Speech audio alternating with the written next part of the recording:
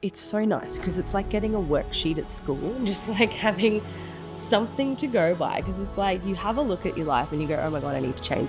Where do I even start? Just send the message, ask the questions. If you don't ask, the answer is always no. And if you don't go for it, you're just going to stay the same. Welcome to Life by 8, your blueprint for living the most extraordinary life. I'm Rebecca. And I'm Paul, and we're your hosts on this journey to designing your ultimate life.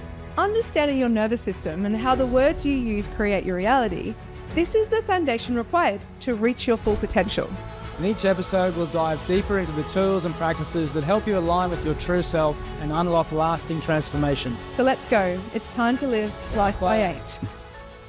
Welcome to today's episode. In this episode, we're going to take you on a client's journey and perspective of what it's like to coach with me using the Life by 8 framework. So I would like to introduce Carly Orchard. Welcome. Hi, thank you. Thank you for being here. So for listeners, we want to talk about what it's like to, I guess, go or start your journey in personal development, but also what it was like coaching with me, some insight into the sessions and what life was like before and what life is like now. So I guess an intro to yourself and how did you come about finding Life by 8?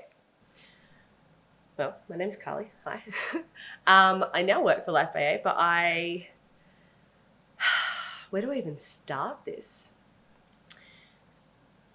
I stumbled upon Life by 8 kind of by accident, but there are no accidents. I don't know how well you want to go in this, but I was working a lot on myself in the physical kind of sense. I'd come off the back of having 2 children, kind of lost myself in between the two.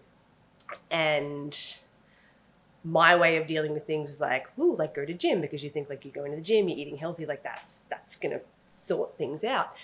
And having 2 children very close together, having my own things that I didn't realize I had needed to deal with, I hadn't dealt with, I started coming out in anger towards my children. I was getting quite frustrated and I didn't want to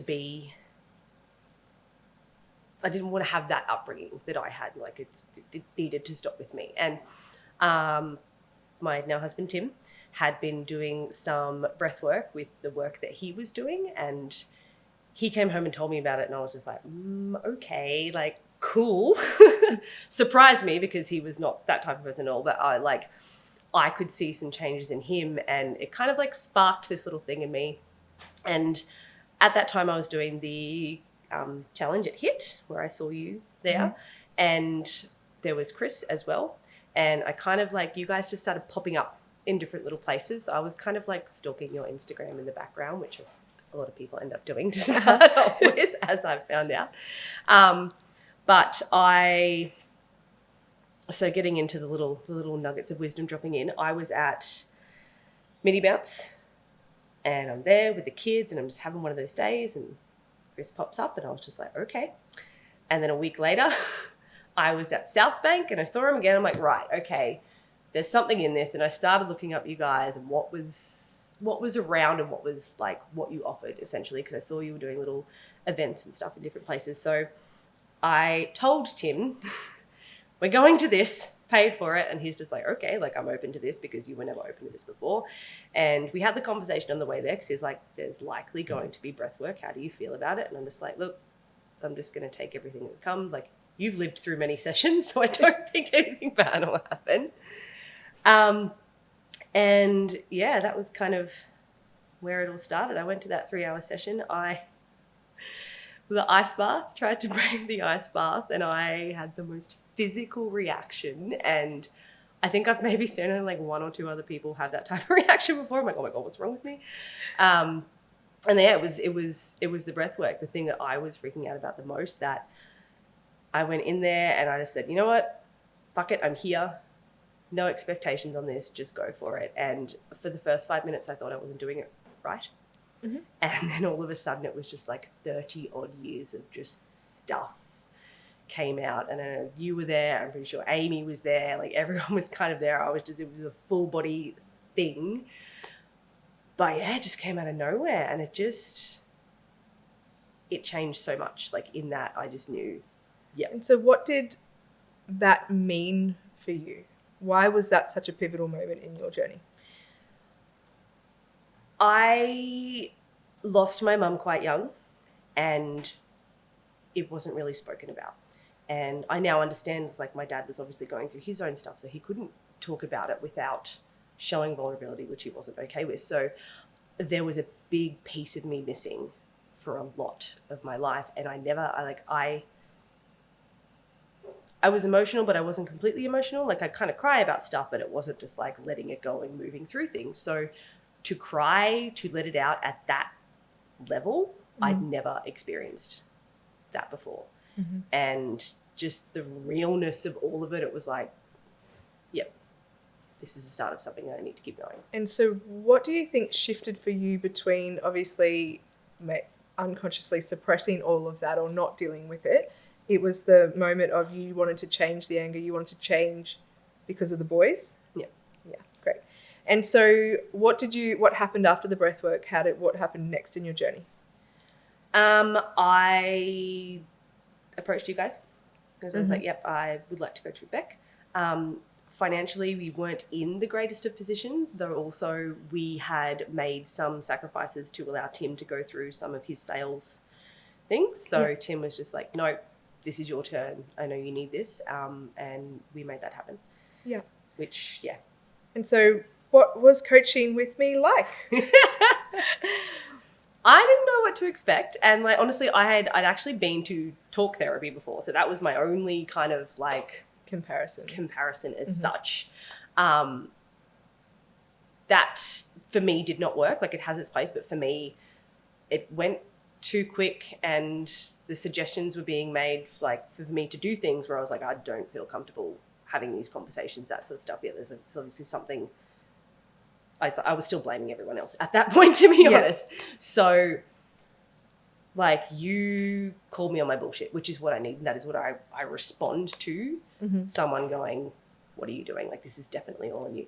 So to have that, like the talking side of it, but then also have the breath work, the dynamic meditation, the resource, like all the different tools to kind of go into the deeper parts of it to get it out. That was, Yeah, so with coaching, it's about top down, so talk therapy, those sort of top down approach, but also the bottom up approach. And that's why things like breathwork are trending more and more people are becoming aware of it because more science is backing it. But the thing is that it's not just one way. 80% of the messages our brain gets is from our body first. So it's actually 80% up, whereas people think it's the opposite way. So the cool thing with coaching is that we pull from, I have a very deep Mary Poppins bag of things, not just NLP training or not just breathwork, but, you know, crucial conversations, all these different trainings I've done and experiences I've had over the years.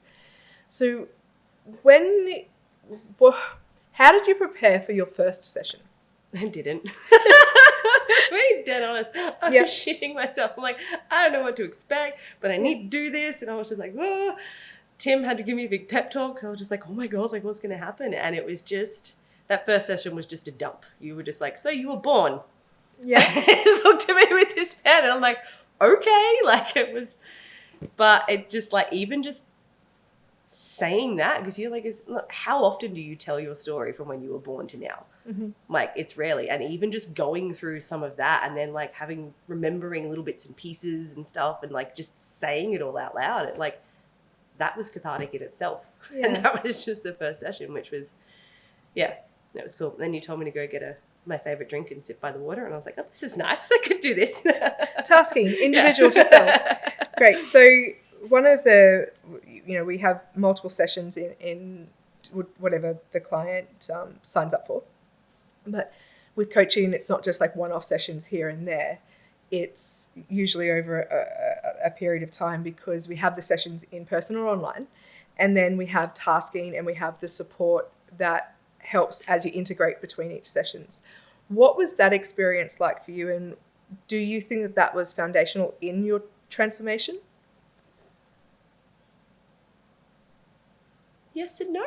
I don't know. I'm not, and this is probably, we could go deep into this at some point, I don't need my hand held all the time. Absolutely. So it's like, it was a good amount of, hey, this is what we're doing, this is what I need you to do, but also a good amount of giving me space to just mull over stuff and then approach you if I needed it. Yeah, absolutely. So you were able to take responsibility, but you knew that the support was there if you wanted to use it. Yeah. Great.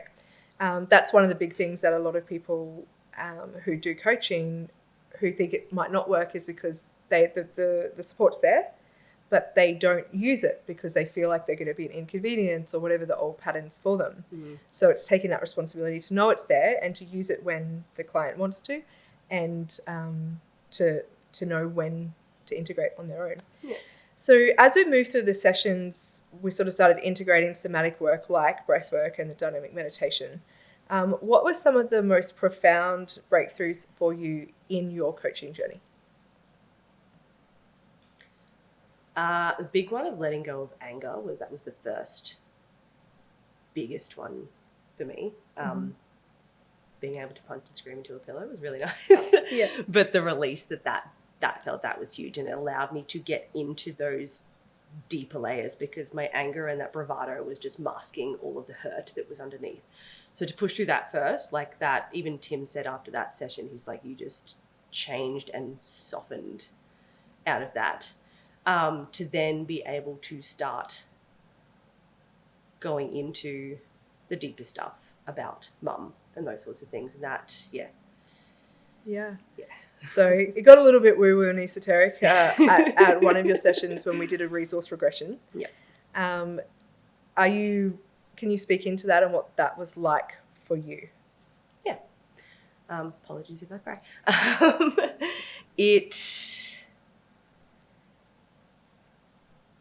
At first, I did think, I was just like, oh my God, how is this going to work? Like, what are you talking about? This is a bit... But I've also had inklings of there's a woo side of me that is there that I've probably just not wanted to face. To go through that and to ask the question that I've been wanting to ask is like, to go into it, I've basically held this anger towards my stepmother for my whole life because I thought that that's what my mum would have wanted. And that was essentially the question that I asked. And to have the answer of it's okay, it was just like, fuck, like what? Why have I been holding on to this thing that I made up into my head? And it just shifted so much to the point where in that last session, I actually called my stepmother and thanked her for everything she did when we were younger. And it's something I have tried to explain to her. It's like we have this negative bias. Like you remember all the negative stuff for so long that you forget. Well, there's movies about horrible stepmothers. Yeah. Right? And it's like you remember the bad stuff because that's the thing that has like the profound effect on you. It's like the good stuff kind of just like whittles away. And there obviously was good stuff in my childhood. It's funny, I was talking to my brother last night. I actually can't remember a lot of my childhood, but there are bits and pieces of good stuff that you know are there, but because of all this other stuff that happened, that's what you remember. So to be able to genuinely thank her was just something I never, like, you told me at the start, you're going to be able to do this. I was like, bullshit, mate. Like, nice try. And then I've done that. And then I've asked her to walk me down the aisle at my wedding. And it just, yeah. And so what is the ripple effect that those type of breakthroughs have had on your relationship, on your family, immediate and extended? It's been huge. Like to be able to have conversations, just open conversations with people. I used to get on the defensive so easy, and then they would, and then it'd just be like fights and fights. And like to be able to have open conversations, be able to hold more opinions than just my own and understand that that's where they're coming from. My dad's opened up and had conversations with me. My brother just recently last night had conversations. It's like just everyone being able to talk about it. I've had friends that I haven't spoken to for years message me and just be like, I see you, this is what I went through. And yeah, it's like it's trickling in here and there, but it's just amazing because you sit there and you think that you are the only person that's had horrible things happen to you in your life. Mm-hmm. But it's like, that is just life. Things just happen. And some people deal with them better than others. But most people have had something dramatic or traumatic happen to them. And it's not just this thing that you have to hold within yourself. Yeah. You can learn how to work out how it happened for you, not to you. Yeah. And so you sort of, in the end part, so you had your breakthroughs within your coaching, and then we sort of started looking at life design, which is like what to do for work or how to shift what you wanted to be happening in your future version of you, future life. And so how has that come to life, if it has, when we, back then, which was over a year and a bit ago now, I think over 18 months ago, where you looked at your life in the future, what's happened since those sessions of designing your life? And so much. So I was in a job that was essentially a filler job. It served the purpose that I needed at the time, which I didn't want to be around people, and I just wanted to look at spreadsheets. And I did that, but I got to a point where I realized that was like, I definitely needed purpose in my job. Like, it was cool, it brought money in. I love the people I work with, but the actual work I was doing, I was like, this is not fulfilling. So it was essentially looking around for things that could fill that hole. And then you came in and saw my skill set and offered me the job at Life by 8, which thank you very much, because that has just changed everything so much. And to have that now aligning with more of a purpose, it's gotten me happier in home life and everything else as well. We have just gone and refinanced our house, which finances were like, I don't want to talk about that. Like, and to be able to have open conversations with Tim about that has been awesome. And now we are in like the best financial position we've been in a very long time. So that's opened up. I've opened up conversations with my other job, because I work in doing group fitness classes. We're taking on more of those as well, because I found out that's actually something I do really, really enjoy doing as well. So so many different things have been opening up. Yeah. So how do you feel about yourself, your life, as Carly, but also as a mum, as a wife? How has coaching made all of that different? It's a very big question.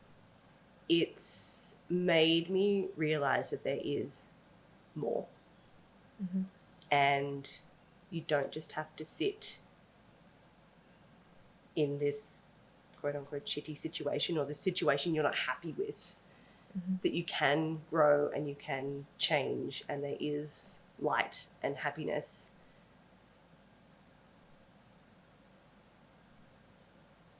So why was having a coach helpful compared to DIYing it? DIYing it was not helping. It was not, there's no push. Like, you can DIY and you can go to, like, if I'd have gone to that 3-hour event and done the thing, changes would have happened, but not as big as what happened as actually getting in and having a coach for those few months to just push me further. Yeah. And like, I'm not done yet. There's more that I want to do. And that's the cool thing, is the fact that I'm open to knowing that I want to grow. Absolutely. And I think one of the ways I talk into coaching with people who inquire about it is it's a way to collapse time, meaning DIY can work. And for a long time, for many, many years, I would DIY and aim to implement the things that I was learning. But ever since having mentors and having coaches for specific needs for myself, it's almost like I can collapse the time it takes to get the results. And so it's almost like life develops or grows at a faster pace with taking on that support and I guess that expertise. And is there anything else, or when it got hard in your coaching and you wanted to maybe throw in the towel, or, you spoke about how you used to blame everybody for everything.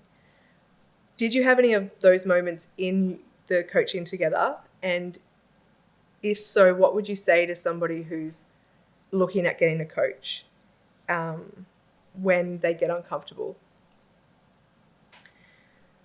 I don't think I had those moments as such. After kind of having the first few big just brain dumps of everything that happened, I was like fully immersed in the process. I don't think I got stuck. I did towards the end there kind of start to go back into the old habits and try to find stuff, because like you likened it to like you empty the vessel and now it's like you've gotten rid of all this stuff. It's like, oh God, what do I do? It's empty, and try to start filling it with more problems. obviously not helpful, but and that was a really good thing to have you there for that, because if I didn't have you for that point, I feel like I would have spiraled backwards. But it's just trusting the process and understanding why you're doing it and knowing where you want to get to and what it means to you if you stay here for the next 12 months or if you actually make the decision and start moving forwards. Absolutely. So for those looking at coaching, inquiring about Life by 8 or the framework, obviously I know you have a bias to it because you now work here as well and love it so much. But what, for those who have been sitting on the fence or who use excuses or examples or have fear or worried about financial, scarcity, those sort of things, what would you say to people who think they want it, but are stopping themselves from doing it?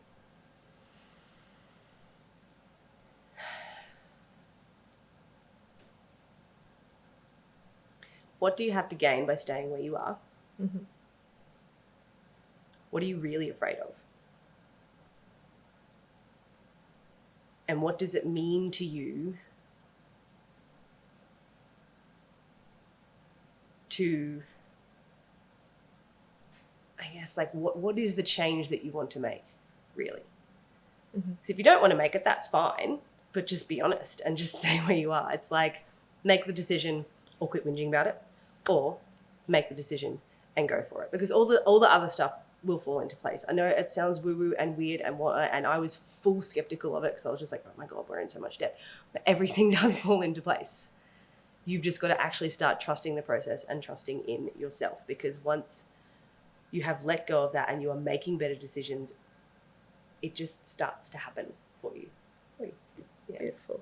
And how has the framework helped you design your life even after the coaching ended? It's so nice because it's like getting a worksheet at school and just like having something to go by, because it's like you have a look at your life and you go, oh my God, I need to change. Where do I even start? Tim and I still use it. Like we look at them every now and again and just go, okay, like I know the ones that I just naturally go well in. Mm-hmm. So then it's like, okay, cool. Where are the ones that we need to start to like work on now, and what can we do with that? And it just gives you like a little bit of guidance and that little bit of a handhold that you might need to be like, hey, okay, cool. This is the one we're going to focus on. Yeah. Awesome. Is there anything else that you would want to share with people listening about your journey, about life, anything to do with Life by 8? I'd say ask the questions. Yeah. Like, even if it's not us, if there's someone that you've been following that you just like being a weirdo in the background in the Instagram, writing messages you don't send, just send the message. Ask the questions. If you don't ask, the answer is always no. And if you don't go for it, you're just going to stay the same. Absolutely. And something that I would say is, if you are using money as the reason why not to do it, it's realizing that you're worth it, that it does work out in the end, and, becoming conscious of the shadows of the things, the behaviors that are stopping you from moving forward, and to start to take responsibility for that. The investment in yourself is required, because if you don't choose that you are worthy, nobody else will. And so that's a really big piece that I wanted to share, because it's something that you lent into. There was no pressure from us in regards to can you financially afford it or anything like that. It was you having to work towards and step into that fear in the situation you were in. Yeah. If you think about it, like the amount of stuff we outsource and help we outsource, but then for some reason people don't want to outsource helping themselves, kind of thing. It's like you get a personal trainer for this, or someone helps you with your home loan. It's just like a coach can help you with your life. Like, why not? Yeah, absolutely. And the payment plan did help with that. Yes, it did. So thank you so much for sharing your journey of what it was like to be a client with me. And thank you for being somebody who went all in and committed themselves to the process. And it was such an honor to see you have the results that you had, and the impact it's had on your family and as you as a mum, and also the healing that's happened with you and your mum who's passed and with your stepmom. It's been a beautiful experience to see. So thank you so much for sharing today. Thank you. And if you've liked this episode, please send us your comments, your DMs. We love to receive them. If you've been interested in coaching with me or with us at Life by 8, let us know. Send the message, because life doesn't have to keep being what it is for you. It can change. Starts now. Thanks for being here and living Life by 8.